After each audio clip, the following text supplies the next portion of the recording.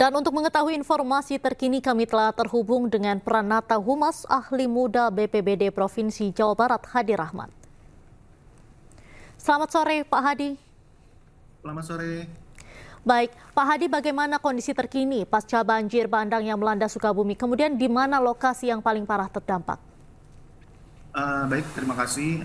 Memang ini kondisi curah hujan di wilayah Kabupaten Sukabumi dan Cianjur ya, yang terdampak ini cukup tinggi. Dan kemarin informasi kami terima dari BMKG, hujan mulai turun dari hujan lebat ya, mulai turun itu dari pukul 13.30 kemarin sampai dengan hari ini, dan hari ini pun masih gerimis ya di wilayah Sukabumi. Dan kami dalam hal ini masih dalam proses penanganan ya oleh tim dari BPBD Kabupaten Sukabumi ataupun Cianjur, dan BPBD Provinsi juga sedang melakukan rencana operasi menuju ke lokasi ya. Dan kami untuk wilayah terdampak ini untuk di wilayah Kabupaten Sukabumi ya, itu ada di wilayah Kecamatan Cimas ya, Pelabuhan Ratu, dan Kecamatan Geger Bintung. Sementara di wilayah Cianjur ini memang lumayan banyak ya. Ada di Kadupandak, Sindang Barang, Leles, dan Argabita. Dan juga beberapa titik terjadi longsoran ya di wilayah Cianjur ataupun di wilayah Kabupaten Sukabumi, cukup banyak ya titik-titiknya. Dan juga ada laporan juga cuaca ekstrim ya, yang juga terjadi di wilayah kedua wilayah tersebut gitu. Update untuk sementara seperti itu. Untuk wilayah terdampak ini memang lumayan banyak, jadi memang kita tidak bisa satu-satu karena semua kita tangani gitu. Baik, Pak Hadi, sementara itu bagaimana dengan proses evakuasi warga? Apa ada kendala dalam evakuasi?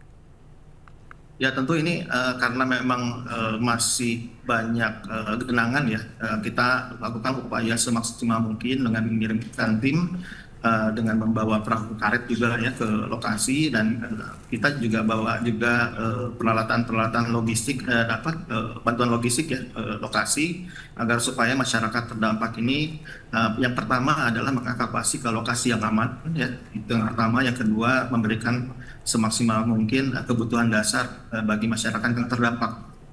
Baik, Bapak, sebelumnya kan juga dikabarkan ada 1 orang meninggal dunia. Ini apakah benar kemudian untuk korban jiwa atau korban yang dilaporkan hilang sejauh ini seperti apa? Baik, terkait dengan korban hilang, memang kami informasikan ada 1 orang yang hilang ya, atas nama Ibu Emma, usia 50 tahun, itu di lokasi di Kecamatan Geger Bitung, dan ini masih dalam proses pencarian.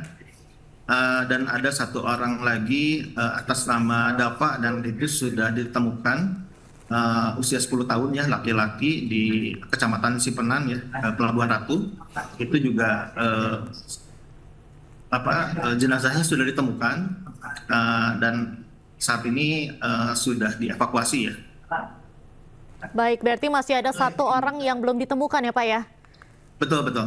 Kemudian Pak, untuk pengungsian sendiri seperti apa? Berapa banyak warga yang saat ini mengungsi? Kemudian posko pengungsian ini ditempatkan di titik mana saja mungkin? Sementara masih di lokasi-lokasi yang mudah diakses ya, seperti masjid ataupun kantor-kantor pemerintah yang ada di lokasi tersebut yang memang dirasa aman. Untuk shelter tentu kita akan maksimalkan ya dengan membangun tenda-tenda pengungsian, karena memang tim lagi bergerak juga ke lokasi, dan kita akan petakan kira-kira yang sebaik mungkin untuk masyarakat supaya berada di lokasi yang aman gitu. Baik, kemudian untuk kebutuhan para pengungsi mungkin bisa dijelaskan apa saja Pak? Yang pasti kebutuhan dasar ini kaitan dengan urusan makan minumnya, yang pertama itu. Yang kedua juga kaitan dengan sandang ya, pakaian. Itu juga mungkin masyarakat juga banyak yang terdampak. Yang ketiga juga kita mesti perhatikan kaitan dengan masyarakat atau untuk kelompok rentan seperti ibu hamil, anak-anak ya, yang juga perlu kita perhatikan kaitan dengan urusan-urusan yang kaitan dengan ibu hamil ataupun anak-anak yang masih kecil ya, misalnya. Baik. urusan makanan ini. Baik, Pak Hadi, kemudian terkait dengan infrastruktur, diketahui kan ada beberapa akses jalan menuju beberapa daerah terputus, kemudian juga ada beberapa jembatan yang ambruk, seperti tadi ada jembatan Cisantri yang menghubungkan menuju ke Ciletuh, Geopark Ciletuh. Kapan kira-kira akses jalan ini bisa kembali dilewati, Pak? Mengingat ini juga merupakan jalan penghubung utama ya? Betul. Dan ini memang perlu kita pahami ya, karena kondisi ini masih dalam kondisi situasi yang cukup darurat ya, sehingga kita juga perlu petakan kondisi-kondisi di lapangan dan tim juga masih bergerak membuka akses ya. Sementara memang belum bisa diinformasikan karena memang masih dalam proses penanganan.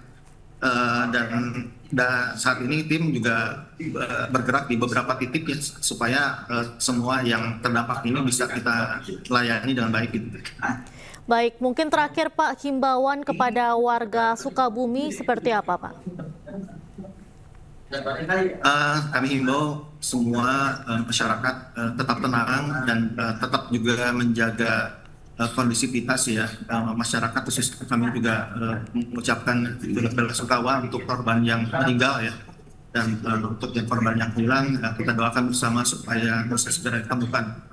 Yang kedua, kami harapkan masyarakat lakukan koordinasi ya dengan aparat kewilayahan supaya tidak tercerai-berai ya di lokasi-lokasi yang tidak pada mestinya, dan upayakan berada bersama-sama atau bersatu dengan keluarganya ataupun di lokasi-lokasi yang menurut aparat setempat dirasa aman ya, sebelum nanti ada arahan selanjutnya. Tentu ini yang paling penting, dan yang pasti tetap kita jaga harus juga lihat dari situasi tanda-tanda alam ya, bila mana sudah terjadi ada ancaman-ancaman lain agar berkoordinasi dengan kewilayahan. Demikian.